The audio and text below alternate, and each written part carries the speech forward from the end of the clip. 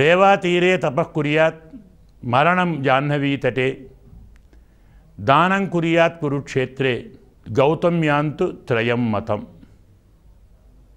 ఇది గోదావరి నది ప్రాశస్త్యాన్ని చెప్పేటువంటి శ్లోకం.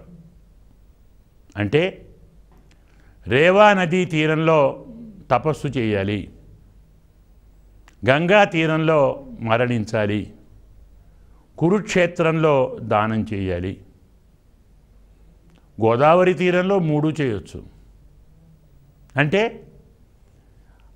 అన్ని నదులకున్న ప్రభావం గోదావరి నదికి ఉంది. ఎందుకు? గోదావరి నది త్రిమూర్త్యాత్మకం. అంటే ముగ్గురి సంబంధం వల్ల, ముగ్గురి జోక్యం వల్ల బ్రహ్మ, విష్ణు, రుద్రుడు ముగ్గురి సంబంధంతో, ముగ్గురి సంకల్పంతో, ముగ్గురి ప్రయత్నంతో ఏర్పడిన నది గోదావరి. భూమండలంలో తీవ్రమైన కరువు వచ్చినప్పుడు ఒక్క గౌతమ మహర్షి ఆశ్రమం మాత్రం బ్రహ్మగిరి అంటాం, బ్రహ్మనందిని అంటాం. ఆ పర్వతం మీద ఉన్న గౌతమాశ్రమం సుభిక్షంగా ఉంది. అతను పొద్దున ధాన్యం విత్తనం వేస్తాడు, మధ్యాహ్నం పంట తీసి కోసి బియ్యము తయారు చేసి వండి అందరికీ అన్నం పెడతాడు. ఆ శక్తి అతనికి ఉంది. అంతటా కరువు వచ్చింది ఇక్కడ తప్ప. ఋషులందరూ ఇక్కడికి వేయించేశారు, వీరి ఆతిథ్యం తీసుకుంటున్నారు. శివుని శిరస్సున చేరిన గంగను చూచిన పార్వతి, నాకు మరొక సవతిపోరెందుకు, నా భర్త శిరస్సున మరొక స్త్రీ ఉంటే నేను ఎలా సహిస్తాను అని ఆ గంగను అక్కడి నుంచి తప్పించటానికి, తరిమేయటానికి వినాయకుణ్ణి, జయను, కుమారస్వామిని, మరికొందరిని గౌతమాశ్రమానికి పంపినది. అక్కడ జయ ఒక ఆవు రూపంలో వచ్చి గౌతమ మహర్షి పెంచుతున్నటువంటి పంటను తిన్నట్టు నటిస్తే గౌతముడు ఒక గరకతో దాన్ని కొట్టాడు. ఆ ఆవు మరణించినట్లు పడి ఉంది. గోహత్య చేశావు, మేము ఉండవు, ఉట్లందరూ వెళుతుంటే ఏం చేయమంటారు, పరిష్కారం చెప్పండి. శివుని జటాజూటంలోని గంగను తీసుకొని వస్తే ఈ ఆవు లేస్తుంది. గౌతముడు వెళ్ళాడు, తపస్సు చేశాడు, శంకరుణ్ణి ప్రార్థించాడు, ఆ గంగను తీసుకొని వచ్చాడు. ఆ గంగతో ఈ గోవు బతికినది, అంటే లేచినది. గోవును మనందరికీ ఇచ్చినది. అందుకే ఈ గంగను గోదా అంటారు. గాం దదాతీతి గోదా, గోవును ఇచ్చినది కాబట్టి గోదా. ఋషులందరికీ ఆహారాన్ని, జలాన్ని ఇచ్చి కాపాడినది కాబట్టి అవతి ఇతి అవరి, గోదాచ అవరీచ గోదావరి. ఆవునిచ్చినది, అందరినీ కాపాడినది. అప్పటి నుంచి ఈ గంగను గోదావరి అంటారు. గౌతముడు తీసుకొని వచ్చాడు కాబట్టి గౌతమి అంటారు. ఇది సంగ్రహంగా గోదావరి నదీ ప్రాదుర్భావం యొక్క ఇతిహాసం. ఇదే సమయంలో గౌతముడి భార్య అయినటువంటి అహల్య సౌందర్యానికి వ్యామోహం పొందినటువంటి ఇంద్రుడు మాయోపాయంతో గౌతమ మహర్షిని నదీ స్నానానికి పంపించి తాను గౌతమ రూపంలో అహల్యను అనుభవించే ప్రయత్నం చేసినందుకు ఆ విషయం తెలుసుకొని గౌతముడు ఇంద్రుణ్ణి వికృత రూపంగా శపించాడు. ఆ రూపాన్ని పోగొట్టుకోవటానికి అన్ని లోకాలు తిరిగి బృహస్పతి బ్రహ్మ దగ్గరికి వచ్చాడు. ఇదే సమయంలో ఒక బ్రాహ్మణోత్తముడు, పుష్కరుడు అంటారు, నదులలో జనులు స్నానం చేసి తమ పాపాలన్నీ పోగొట్టుకుంటున్నారు. ఆ పాపాలను నదీ జలానికి వస్తున్నాయి, వాటికి పాపం ఎలా పోవాలి అని శంకరుణ్ణి గూర్చి తపస్సు చేసి అతనితో వరం పొందాడు. తనను ఒక మహాశక్తిగా, ఒక తేజస్సుగా ప్రవేశింపచేసి ఆ జలాలలో పుష్కర ప్రవేశమని శంకరుడు వరమిచ్చాడు. ఆ జలాన్ని తన కమండలంలో బ్రహ్మ దాచుకున్నాడు. ఇంద్రుడు వికృత రూపాన్ని పోగొట్టుకోవటానికి బ్రహ్మ దగ్గరికి వస్తే బ్రహ్మ ఆ పుష్కర జలాన్ని అతనిపై ప్రోక్షిస్తే విమోచనం అయిపోయింది. ఈ విషయాన్ని బృహస్పతి చాలా సుస్పష్టంగా చూచాడు. పుష్కరం అంటే ఇంత గొప్పదా? అయితే నేను కూడా పుష్కరుణ్ణవుతాను, పుష్కరంలో నేను చేరుతాను, పుష్కర జలానికి నాకు సంబంధం కావాలి అని మహానుభావుడు శంకరుణ్ణి గూర్చి బ్రహ్మను గూర్చి తపస్సు చేసి శ్రీ మహావిష్ణువు యొక్క అనుగ్రహంతో వరంతో బ్రహ్మ చెప్పిన రీతిలో బృహస్పతి ఏ రాశిలో ప్రవేశించినప్పుడు ఏ నదిలోకి వెళ్ళమంటే పుష్కరుడు ఆ నదిలోకి వెళ్ళాలి. పుష్కరుడు ఏ నదిలోకి వెళ్ళితే ఆ నదిలో 333 కోట్ల నదీ జలాలు వచ్చి చేరుతాయి. అలా బ్రహ్మ శాసించాడు. ఆ శాసనం ప్రకారం బృహస్పతి ఒక్కొక్క రాశిలో ఉన్నప్పుడు ఒక్కొక్క నదికి పుష్కరుడు ప్రవేశిస్తాడు. దాన్నే మనం పుష్కరములు అంటాం. ఇంకాస్త ముందుకు వెళితే పుష్కరము అంటే కమలం, పుష్కరము అంటే కమండలం, పుష్కరము అంటే భూమి, పుష్కరుడు అంటే బ్రహ్మ, పుష్కర అంటే బృహస్పతి. 5 అర్థాలున్నాయి.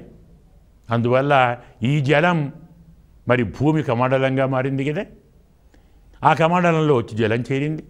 ఆ కమండలం బ్రహ్మ దగ్గర ఉంది. అదే జలం మనకు ఇంద్రుని మీద పడింది.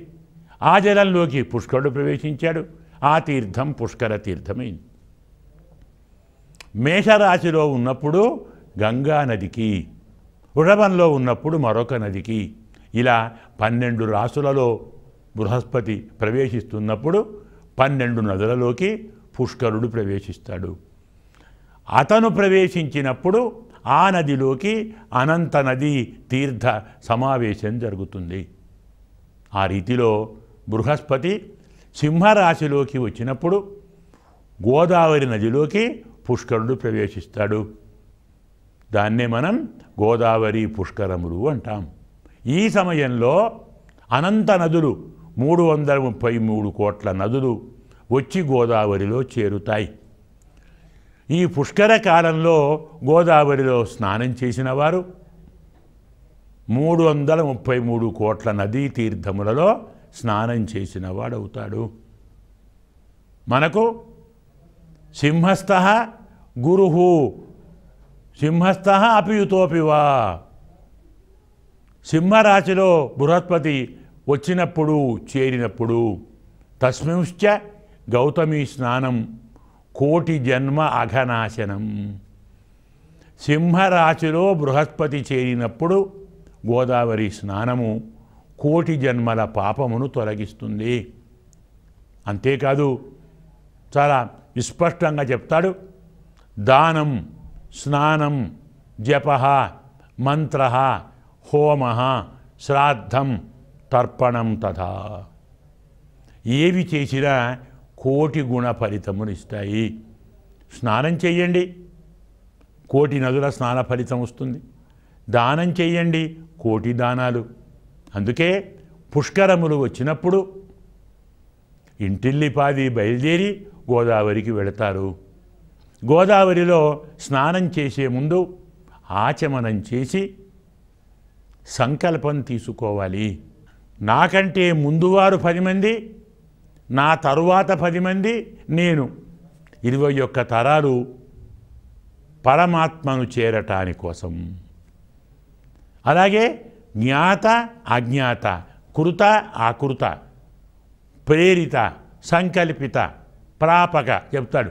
తెలిసిన పాపాలు, తెలియని పాపాలు, చేసిన పాపాలు, చేయించిన పాపాలు, చూసిన పాపాలు, దృష్టములు అదృష్టములు, పృష్టములు అపృష్టములు, జ్ఞాతములు అజ్ఞాతములు, ఆమోదితములు అనామోదితములు, అలాగే పార్శ్వస్థములు అంటే పాపము చేసిన వారి పక్కన ఉంటే వచ్చే పాపం పోవటానికి, ఫలానా పాపం చేస్తానని చెప్తున్నప్పుడు పాపకర్మ యొక్క విధానాన్ని సావధానంగా విన్నందువల్ల వచ్చిన పాపానికి ఇవన్నీ పాపాలే. 1,000,000 రకముల పాపాలు ఉన్నాయి. మనకు తెలిసిన పాపాలు 1,000. అందులో మనం చెప్పగల పాపాలు 16 పాపాలు.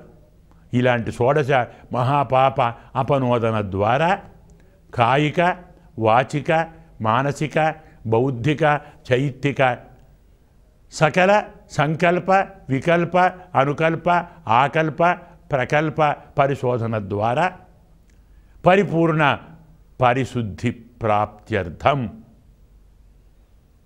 గోదావరి స్నానం అహంకరిషి ఇలా సంకల్పం చెప్పాలి. మన పాపాలు పోవాలి, అంతేకాదు మనవారి పాపాలు కూడా పోవాలి.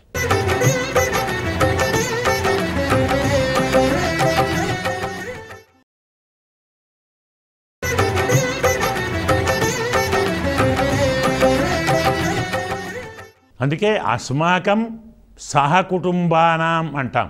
అంతేకాదు మిత్రాణం, పుత్రాణం, పౌత్రాణం, సుహృదాం, జ్ఞాతానాం, అజ్ఞాతానాం, బంధూనాం, పార్శ్వవర్తినాం, పృష్ఠవర్తినాం, పూర్వవర్తినాం, గ్రామవర్తినాం, దేశవర్తినాం ఇవన్నీ చెప్పాలి. ఎందుకంటే భారతీయ వాంగ్మయంలో, భారతీయ సంప్రదాయంలో నేనొక్కడే బాగుండాలి అనే సంకల్పం ఏ భారతీయుడు చెప్పడు. లోకా సమస్తా సుఖినో భవంతు, లోకాలన్నీ బాగుండాలి, దేశాలన్నీ బాగుండాలి, సర్వే జనా సుఖినో భవంతు, జనులందరూ బాగుండాలి. నేనొక్కడిని గోదావరి స్నానం చేసినా నాకు సంబంధించిన వారందరూ పవిత్రులు కావాలి, వారందరి పాపాలు పోవాలి, వారంతా పరిశుద్ధులు కావాలి అనేటువంటి సంకల్పం చెప్పుకోవాలి. ఇలా సంకల్పం చెప్పి స్నానం చేసి నూతన వస్త్రాలు లేదా ధౌత వస్త్రాలు ధరించి ముఖమున తిలకము ధరించి గోదావరి అష్టోత్తర నామ పూజ చేయాలి. తరువాత దంపతులు వస్తే దంపతులు కొంగు అంటాం, బ్రహ్మగ్రంథి అంటాం కదా, అలా కొంగు ముడి వేసుకొని స్నానం చేస్తారు. ఒకవేళ ఒక్కరొచ్చి మరొకరు రాకుంటే భర్త మాత్రమే వస్తే భార్య యొక్క జాకెట్ పీసు ఉంటుందే దాన్ని నడువు కట్టుకొని స్నానం చేస్తే దంపతి స్నానము. భార్య మాత్రమే వస్తే ఉత్తరీయాన్ని నడుము కట్టుకొని తాను స్నానం చేస్తే దంపతి స్నానము. ఉత్తరీయాలు లేవండి అంటే భర్త ద్వితీయ యజ్ఞోపవీతాన్ని, భార్య మంగళసూత్రాన్ని చేత్తో పట్టుకొని స్నానం చేస్తే దంపతి స్నానము. అలాగే రాలేని వారి కోసం వచ్చిన వారు స్నానము చేసి అష్టోత్తర పూజను జరిపి ఆరాధన చేసి దాని తరువాత శక్తి కొలది దానములు చేయాలి. గోదానము, భూదానము, సువర్ణదానము, రజతదానము, వస్త్రదానము, అన్నదానము, జలదానము, ఛత్రదానము, ఉపానహ దానము, అలాగే గొంగళి కంబళం అంటాం, శాలువా లేదా గొంగడి, ఇవి కాకుంటే శక్తుంటే గజము, అశ్వము, ఉష్ట్రము ఎలా ఇస్తామండి? భయపడాల్సిన పని లేదు. గోదానము శక్తి లేని వాళ్ళు తిల గోవునివ్వచ్చు, ఆజ్య గోవునివ్వచ్చు, ధాన్య గోవునివ్వచ్చు. అంటే మీ దగ్గర మీకు దొరికే ధాన్యాన్ని ఆవు ఆకారంలో రాశిగా పోసి ఇస్తే ధాన్యదానం, తిలలు ఇస్తే తిలదానం, సువర్ణం ఇస్తే సువర్ణదానం. మీ శక్తి మేరకు ఇవ్వగలిగినంత దానములు చేయండి. ఇవి 16 మహాదానములు అంటారు. షోడశ మహాదానములు, దశ దానములు, ఇలా దానము చేయండి. గోదావరి తీరంలో కూర్చొని మీకు వచ్చిన, మీరు బాగా నేర్చుకున్న, ప్రతిరోజు మీరు చేస్తున్న మంత్రాన్ని మీ శక్తి మేరకు జపం చెయ్యండి. ఆ పూట ఆహారం తీసుకోకుండా తపస్సు చేయండి. శక్తి ఉంటే నదీ తీరంలో హోమం చేయండి. గోదావరి హోమం, నారసింహ హోమం, సుదర్శన హోమం, మహాగణపతి హోమం, మహారుద్రయాగం, చండీయాగం, దుర్గాయాగం ఇలా ఉన్నాయి కదా. మీ ఇష్టం పెట్టుకోవడం ఆ యాగములు చేయండి. తరువాత పితృదేవతలకు తర్పణములు చేయండి. శ్రద్ధతోటి పిండ ప్రదానం చేయండి. శ్రాద్ధములు జరపండి. పుష్కర సమయంలో పిండ ప్రదానం చేస్తే పితరులు దేవత్వాన్ని పొందుతారని శాస్త్రం. పితృదేవతలు ఎదురు చూస్తూ ఉంటారు, మా పిల్లలు పిండ ప్రదానం చేస్తారా, ఈ పుష్కర జలాల్లో మమ్మలను కలుపుతారా, మాకు ఆ శుద్ధిని ప్రసాదిస్తారా, మాకు ఈ లోకం నుంచి విముక్తి కలిగిస్తారా, ఉత్తమ లోకాన్ని చేరుస్తారా. కాబట్టి శ్రాద్ధము చేయాలి, తర్పణము చేయాలి, పిండ ప్రదానము చేయాలి, దానము చేయాలి, హోమము చేయాలి, జపము చేయాలి, తపము చేయాలి. స్నానము, దానము, తపము, హోమము, అదే రీతిలో మనకు తర్పణము, శ్రాద్ధము. షట్కర్మాణి కుర్వీత పుష్కరకాలే విశేషతః అని శాస్త్రం చెప్పారు. ఇవన్నీ అయిన తర్వాత ఇంకా మనకు ఓపిక సమయం ఉంటే ఆ నదీ తీరంలో కూర్చొని మీకు బాగా వచ్చిన మంత్రాలను అనంతముగా శక్తి కొలది జపము చేయండి. పుష్కరాల సమయంలో నదీ తీరంలో కూర్చొని ఏ మంత్రం జపం చేశామో 100 సార్లు చేస్తే 1,00,000 సార్లు చేసిన ఫలితం వస్తుంది. 1,00,000 చేస్తే 1,00,000, 1,00,000 చేస్తే 10 కోట్లు. శక్తి ఉన్నవాళ్ళు 12 రోజులు ఉండి 12 కోట్లు చేయొచ్చు, 12 రోజులు 12 లక్షలు చేయొచ్చు. జపం అనంత ఫలము, తపం అనంత ఫలం. ఒకవేళ పిండ ప్రదానం చేస్తే అలా చేసిన వారు అది అయిపోయిన తర్వాత మళ్ళీ నదీ స్నానం చేయాలి, మళ్ళీ నదిని అర్చన చెయ్యాలి, మళ్ళీ నదిని ప్రార్థించాలి. ఇవన్నీ చేసిన తరువాత మనకు మరి రానివారు ఉన్నారు కదా, వారి స్థితి ఏమిటి? నదికి రాలేకపోయారు, మరి వారు పవిత్రులు కావాలి కదా. మనము జలాన్ని వారి కోసం తీసుకొని పోవాలి. శ్రీ శంకర సంకల్ప జాతాత్వం విష్ణు పాద ఉద్భవ తథా బ్రహ్మణ పాప నిర్ధూత బ్రహ్మ పాప వినాశిని గోదావరి మహాదేవి త్వాం ప్రార్థయే అనుమన్యస్వ మాం త్వాము నయామి సుహృత్ అర్థం అనాగతానాం మిత్రాణాం పుత్రాణాం బాంధవానాం తథా మిత్రాణాం పుత్రాణాం బంధూనాం తథా పాప అపనోదనార్థం పరిహారార్థం త్వాం నయామి తదంతికం వారి దగ్గరికి నిన్ను తీసుకొని వెళుతున్నాను.